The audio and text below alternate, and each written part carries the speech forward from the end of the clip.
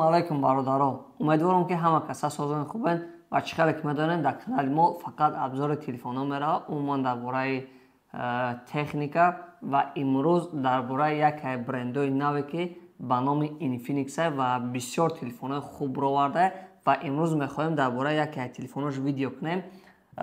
تلفن نامش اینفینیکس نوت سی. فکر میکنم که تلفن همتون معقول میشه. برای چی؟ برای که دیزاینش هم خوشروه. خلاصی گپ حاضر میکشویمش، همه کسا میبینیم که در درون تلفن چی گپه. تلفن هوی میکنیم کارابکاشا، میبینیم که در درونش چی گپ چپه. так خود تلفن اول یک طرف میمونیم، بینیم اول در درون کارابکاش چی گپه، بعد دالچی چقچق میکنیم. برای سیم کارت هوی کردن یک دانه آهنک داره، خیلی نشانتونم ندم و فکرم که میشود. ورقهای ندارکار کروچ талон дора барои гарантия додан.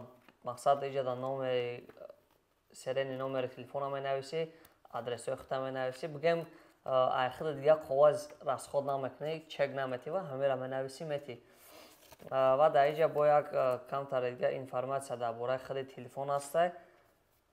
ва ай ҳама сами главниш медонем чи ай зашидни стекло дар даруни коробкаи телефон мондагианд. ман фикр мекунам ки беҳад як фикри хуб кардан, ҳамин чиза мондан, барое ки вақте ки телефон мебурад ягон як моҳ пас ё ки қариби як моҳда баъд чиза чораш мақсад мебурад, аксессуараш мебурад.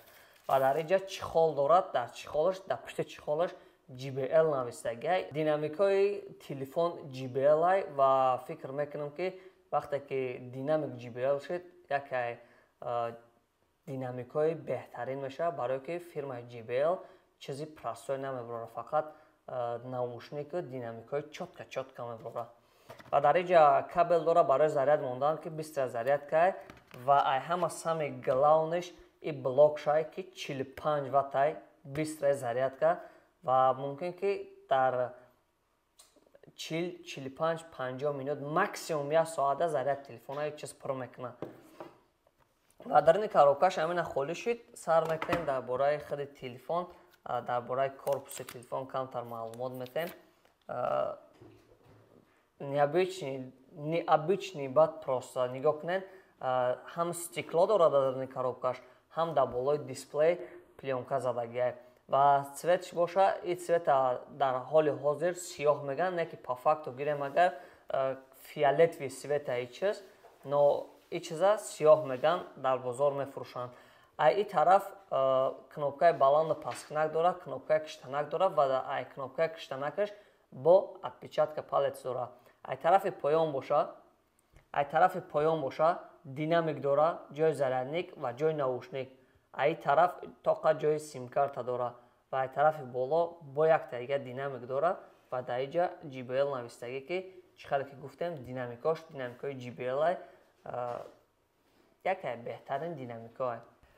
камераош ҳам як стили хуб да сохтагианд. фикр мекунам ки касе ки бина хеле шок да мемона, барое ки дизайни беҳад хубай. батарейкаи телефон 5000 мач дар як соатай. зарядш свободно шумо да метавонад ки 1.5 рӯз бара. ин зависит ай худи шумо мекунад. гуфтем памяташон 128 гига, 256 гига мешаванд. кадоме ки мехарам мақсад дар ин флешкарт ҳам назана мешава, барое ки памяташон калонанд ва процессорш боша Mediatek Helio G99 ки яке процессори игровой бақувватай ва долгаи телефон метавонад ки шумо да хизмат кунад. ҳама каса дидем ки дар даруни коробкаш телефон чӣ дорад ва фикр мекунем ки бисёр пулисо дорад телефон ва ҳозир бошад телефона гирён мекунем ва дар бораи характеристикаҳои дарунош ва дар бораи камераош якҷоя маълумот мегирем.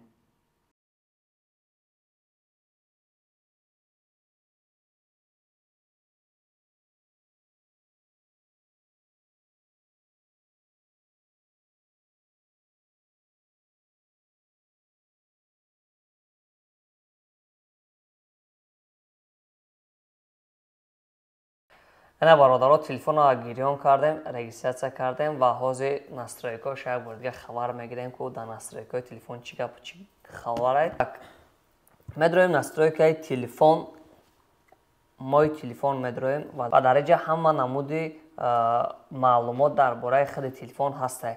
Infinix Note 3 версияи Androidш 13, процессораш Helio G99, чӣ хеле ки гуфтем, фронтални камераш 16 мегапиксел ва камераи основноиш боша 64 мегапиксел. Оперативкаш 8, метавонӣ 5 ГБ дига добавит кунӣ. Батарейкаш чӣ хеле ки гуфтем 5000 мАч ва экрани телефон боша 678 дюйма ташкил мекунад. Телефона гирён кардем ва дар бораи ҳама характеристикое ки дар телефон ҳаст маълумот гирифтем ва ҳозир боша дар бораи камерааш камтар дига маълумот метем. Телефон дута камера дора, камераи семгиш просто так барои хушрӯгиш мондагие ки мақсад ай дигар телефонҳо фарқият кунад. Камераи асосии телефон 64 мегапиксел сурат мегирад ва ина чӣ хеле ки шумо дидесен ин ҳамин сурата ба ҳамин телефон дар рӯшанӣ гирифтем. Фронтални камераи телефон боша 16 мегапиксел сурат мегирад ва ина сурате ки шумо дидесен дар рӯи экран ана ҳамин сурат ба фронтални камера гирифтагӣ. Ниё кунем чӣ хел хушрӯ омадагӣ. Дар бораи телефон полни маълумот гирифтем ва телефона чӣ хел шумо метавонед ки заказ кунед. Телефона ин ҳамин номерое ки поён дидесен занг мезанед ё ки дар WhatsApp менависен, мо телефона шумо да метавонем ки дастрас кунем.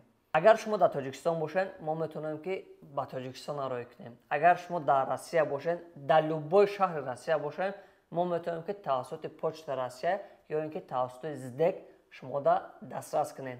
Нархи телефон чанд сомай? Note 3 чанд сомай? 15500 ба фикрам. Нархи телефон дар бисёр ҷойҳо ҳар хеле ва дар магазини мо боша нисбат ба дигар ҷойҳо арзонтар. 128 гигаш дар мо 15500 рубл меиста ва агар кадоме ки заказ карданӣ метавонед занг занед ва мо метавонем ки шумо да дастрас кунем. Телефони чотка ҳай ва шумо да метавонад ки максимална хизмат кунад. Боқи ҳаматон дар барори кор худтона эҳтиёт кунед.